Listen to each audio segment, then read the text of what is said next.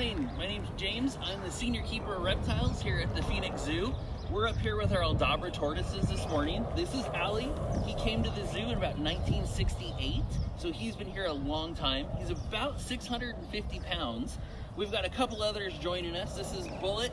He's only about 20 years old, and we've got Lodom, who's been here since the 80s. She's about 60 years old. These guys are enjoying their breakfast here in our kind of overcast, nice cooler weather. Some of their favorite treats, we give them carrots as a snack. They do get a lot of produce. We go through about 3 5-gallon buckets worth of food every morning to feed these guys. One is produce, and the other 2 are actually different types of hay for them to give them a good complete diet. They do get browse brought to us by our browse department, our grounds crew here, so they'll get extra stuff that's grown on grounds, and it's an extra treat for them. Let's see if Ali here, Bullet will take a carrot. Like I said, they're one of their favorite treats. Everybody's a little sluggish this morning just because it is kind of cold for them.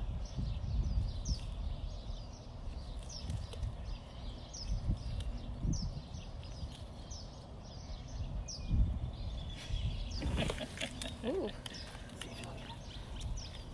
But yep, all the animals here at the zoo, all the keepers are still here. We're taking care of everybody. We're doing our normal daily routines with these guys. We usually get here about 8 o'clock in the morning to start in with them. We clean the yards, we put out their food, we'll fill up their pools so they have plenty of fresh water to drink. We'll start putting out food. It won't take them very long to figure out that it is breakfast time, and they'll polish through a lot of what we have to offer them. They do have run of the whole yard that you can see around here.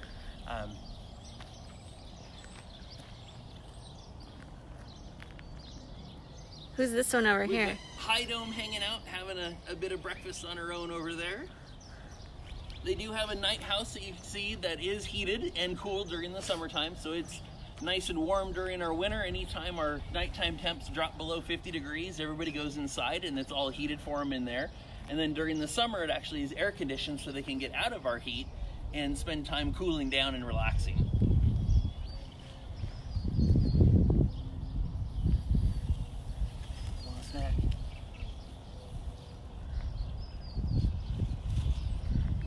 What are you doing to him? Just petting his leg. These guys, if you start petting them, they'll usually stand up, and you can kind of interact with them a little bit. Taking care of them is, I tell people, it's kind of like taking care of big cows with shells. They like greens and hay and grasses. Personality-wise, they're much more like puppy dogs. This guy, like I said, is Ali. He really enjoys some attention. He'll come up, see what you're doing, want some scratches. Bullet here is a little bit more standoffish unless you have food for him. He'll kind of see what you've got, and then if you start petting him, he usually just kind of toddles off. And then High Dome or Low Dome here will follow you around for some carrots as well. They're just kind of doing their normal routine right now.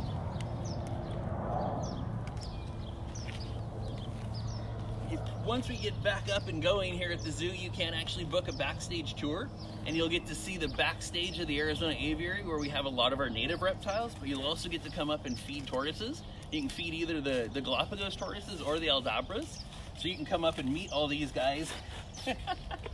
Once we get back to normal operations. What are you doing? How long do they live? They will live the average is about 180 years here in captivity. There are a few records you can find where they'll be upwards of 200, but for the most part, you're looking at about 175, 180. Ali here is probably around 100 years old. Lodom here is in her 80s. Bullet's in his 20s, so even Ali still has a long way to go. Just not that interested in carrots today. Here you go.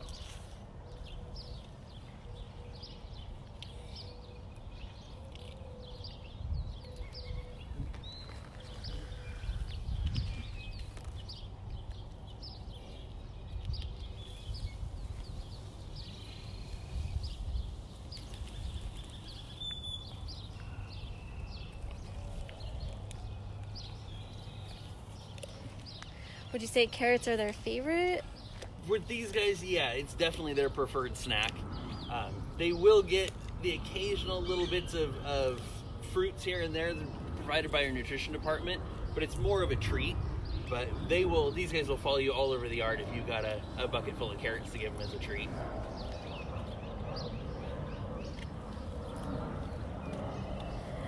And where do they come from? These guys are found on the Aldabra atoll, kind of the Seychelles Islands, and kind of the northern part of the Indian Ocean. So they're off the east coast of, that's my thumb, the east coast of Africa, and kind of north of Madagascar.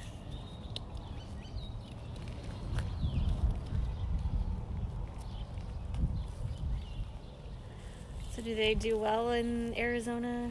They do well. We do provide them with mud wallows. Right now, the mud wallows are pretty dried out, but once we get above 70 degrees, we'll start filling the mud wallows and leaving them out all night so that they can kind of hang out in them and be able to kind of cool down when we start getting too hot.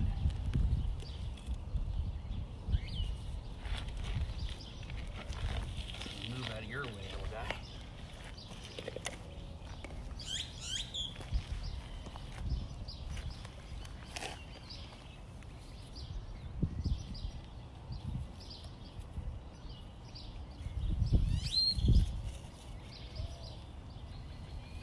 What other kinds of food do they like? They get a lot of leafy greens provided by our nutrition department. That is definitely their preferred favorite. They also will get different types of hay, so we'll offer them Bermuda and Timothy hay. Like I said, they get a lot of variety from our horticulture, our grounds group that provides all the browse. So they have a whole list of stuff that we can give them as a treat that's just grown here on the zoo grounds, and offer them some variety to their diet.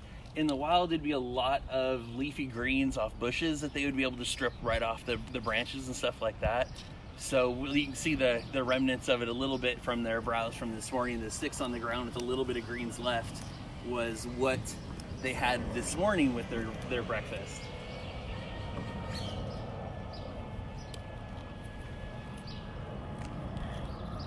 Do they have teeth in there? They've got a kind of more of a solid beak. It's got a little bit of kind of serrations, almost a little bit of bumps to them that allow them to help kind of bite through their diet.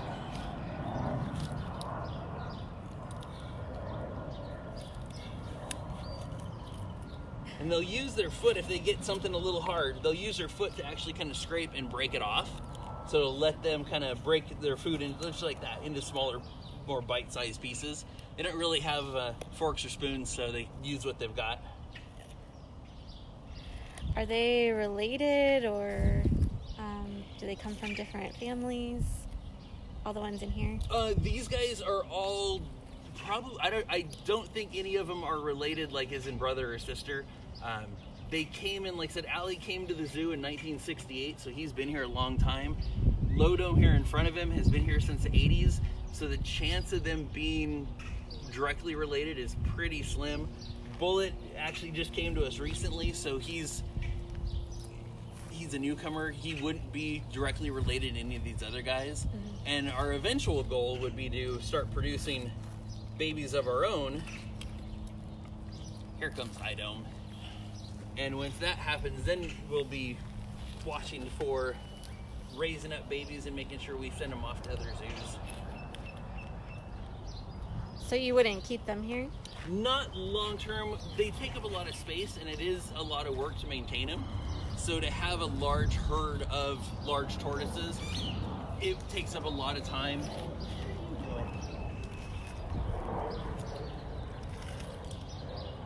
Do they get along? They usually do get along quite well. I mean, typically with tortoises, males will kind of sometimes fight. Get over here, big guy, so everybody can see you. Males will sometimes kind of fight or spar for who's going to be the one that's going to breed. But with these guys, we haven't seen any of that yet. I mean, Allie is pretty good size, so I don't think little Bullet is going to really challenge him much, but maybe as he gets older, we might start to see a little bit of that. What the tortoises will do is the males will typically pull their heads in and kind of ram into each other a little bit. Some species will flip the other one over, and that's kind of the end of the battle.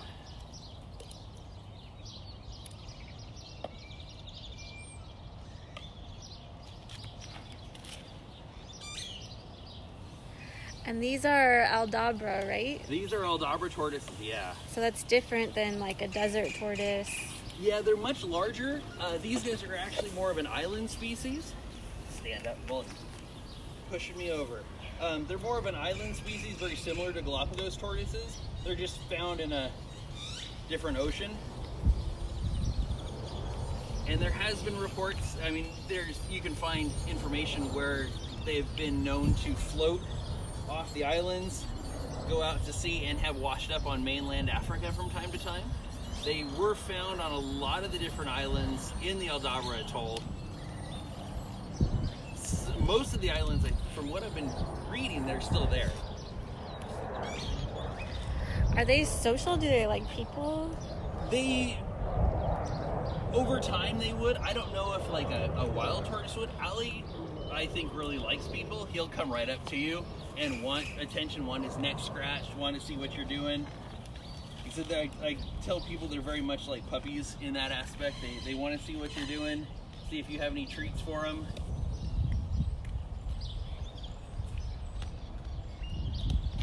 And if you don't, they'll go off and do what they normally would, which is usually eating and taking naps in the sunshine.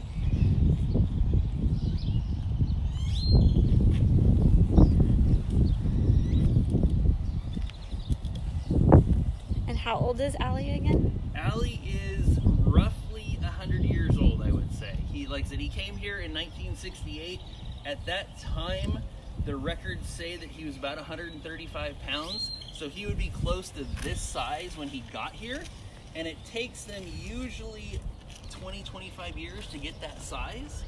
So we kind of add on to the start date a little bit. We don't really know for sure. He's been here that long that we don't have his birthday, as cool as that would be to be able to really celebrate a birthday with him.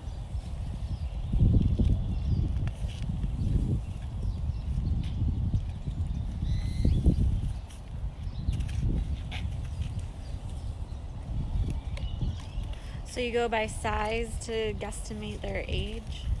Yeah, you can't really tell by looking at like the markings on the shell. You can't count them like rings on a tree. So you kind of guesstimate on how big they are, and roughly it'll tell you, kind of give you an idea on age. But looking at him, you would never be able to tell for sure how old he is just because of his size. It's as they grow, they'll usually be, they hit maturity about 20 years old, and that's about like this size range in here. But it also will vary depending on diet. It'll depend on just the individual sometimes.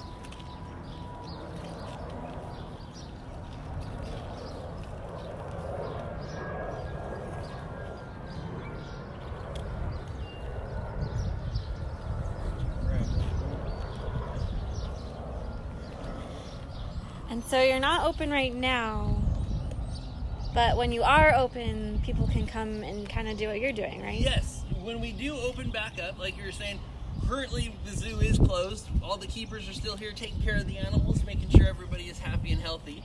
Once the zoo does open back up, you can book a backstage tour, and you will get to feed our giant tortoises, whether you choose to do the Galapagos, which are amazing big guys, or you come up and visit the Aldabras with me.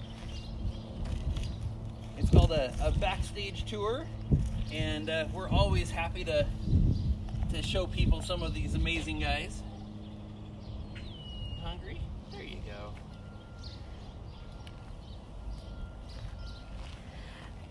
And people hear a lot about Galapagos, so kind of what's the difference between them two? The main difference is just the part of the world. The Galapagos are known to be a much larger tortoise. They are the record holder for the largest tortoise in the world, with the Aldabras being second in that line.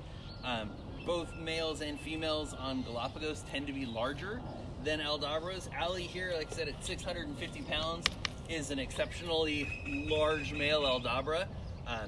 Usually the other ones I've seen are in usually more the 400-pound range for adult males. So they don't tend to get as big. The shells tend to be a little bit more compact. They do have an extra notch on the shell right up here, well, the Aldabras do and the Galaps don't. But care-wise, they're very, very similar. Habitat-wise, they're large island-dwelling species. Not many predators once they get good size to them.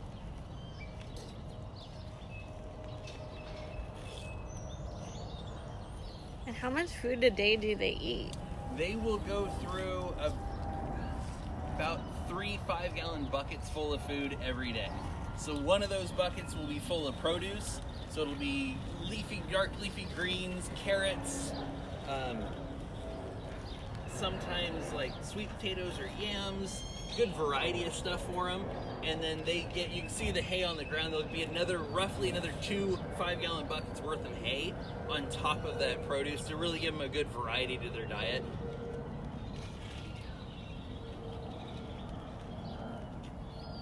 And then we like to, anytime we do tours, anytime we do outreach stuff, we bring them carrots because it's definitely a favorite snack for them.